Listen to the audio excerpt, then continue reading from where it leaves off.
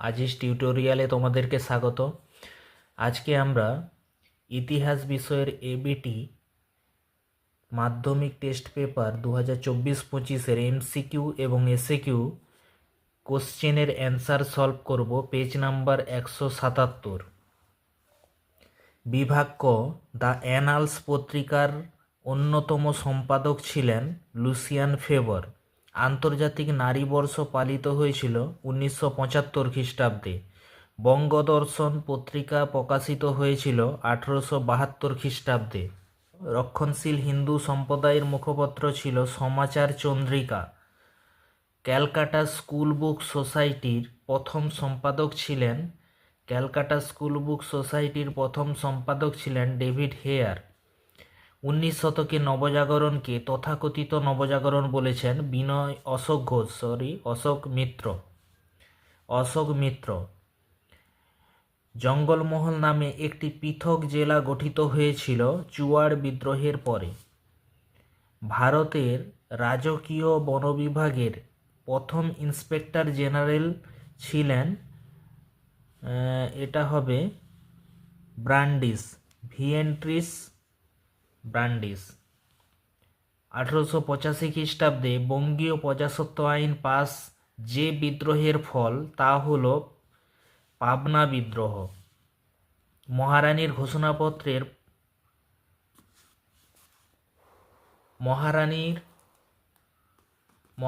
ঘোষণাপত্রের প্রধান উদ্দেশ্য ছিল ভারত শক্তির আনুগত্য।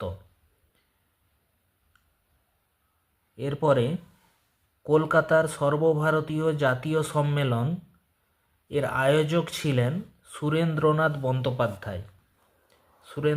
বন্দ্যোপাধ্যায়। গোরা উপন্যাসটি প্রকাশিত হয়েছিল প্রবাসী পত্রিকায়। সন্দেশ পত্রিকার বিষয়বস্তু ছিল শিশু পাঠ্য বিষয়ক। বেঙ্গল টেকনিক্যাল ইনস্টিটিউশনের প্রথম অধ্যক্ষ ছিলেন Pramathanath Bose. Workers and peasants party যুক্ত ছিল সাইমন কমিশন বিরোধী আন্দোলনে। কংগ্রেস সমাজতন্ত্রী দল প্রতিষ্ঠা হয়েছিল বোম্বাইয়ে। নারী কর্মমন্দির প্রতিষ্ঠা করেন উর্মিলা দেবী। এরপরে মতুয়া মহাসংঘ আন্দোলনের নেতা ছিল যোগেন্দ্রনাথ মণ্ডল। যে দেশীয় রাজ্য গণভোটের মাধ্যমে ভারতের ইউনিয়নে অন্তর্ভুক্ত হয়েছিল তা হলো জুনাগড়। পুনর্গঠিত কেরালা রাজ্যটি অবস্থিত ছিল মালাবার উপকূলে।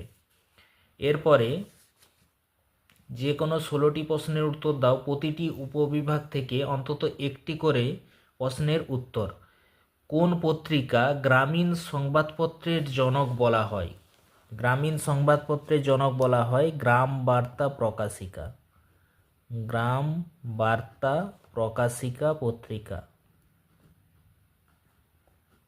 প্রকাশিকা সভা। কে বাংলার নব্য বৈষ্ণব আন্দোলনের সূচনা করেন? এটা হবে বিজয় কৃষ্ণ গোস্বামী। ধরতি আবা কথার অর্থ কি? ধরতি আবার কথার অর্থ হচ্ছে ধরণীর পিতা বা পৃথিবীর পিতা।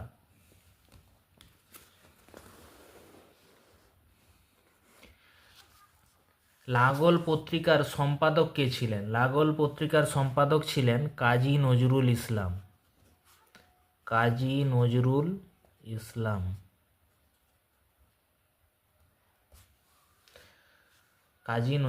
ইসলাম। ঠিক না ভুল নির্ণয় করো। টেকচাঁদ ঠাকুর ছদ্মনাম ছিল প্যারীচাঁদ মিত্রের। এটা ঠিক। ভারত সভা ইলবার্ট বিলের বিরোধিতা করেছিল। এটা ভুল, সমর্থন করেছিল। গান্ধীজি বল্লভভাই প্যাটেলকে সর্দার উপাধি দিয়েছিল। গান্ধীজি বল্লভভাই প্যাটেলকে দেয়নি, দিয়েছিল বারদৌলির মেয়েরা দিয়েছিল। কেরালায় দলিত আন্দোলনের নেতা ছিল শ্রী নারায়ণ গুরু। এটা ঠিক হবে। এরপরে স্তম্ভ মেলাও। ক স্তম্ভের সঙ্গে খ স্তম্ভ। সংস্কৃত প্রেস ডিপোজিটারি, সমাচার দর্পণ, কংগ্রেস সোশ্যালিস্ট পার্টি, লেবার কিষাণ গ্যাজেট। এর সঙ্গে শ্রীরামপুর মিশনারি, জয়প্রকাশ নারায়ণ, ঈশ্বরচন্দ্র বিদ্যাসাগর, সিঙ্গারা ভেলু চেট্টিয়া। এখানে কংগ্রেস সোশ্যালিস্ট পার্টি জয়প্রকাশ নারায়ণ, সমাচার সংস্কৃত প্রেস ডিপোজিটারি ঈশ্বরচন্দ্র বিদ্যাসাগর, সমাচার দর্পণ হচ্ছে শ্রীরামপুর মিশনারি, আর লেবার কিষাণ গ্যাজেট হবে সিঙ্গারা ভেলু চেট্টিয়া। এরপর নিম্নলিখিত বিবৃতিগুলির সঙ্গে সঠিক ব্যাখ্যাটি নির্বাচন করো। বিবৃতি: সংবাদপত্র ও সাময়িক পত্র ও সংবাদপত্র ইতিহাসের গুরুত্বপূর্ণ উপাদান। ব্যাখ্যা: 1.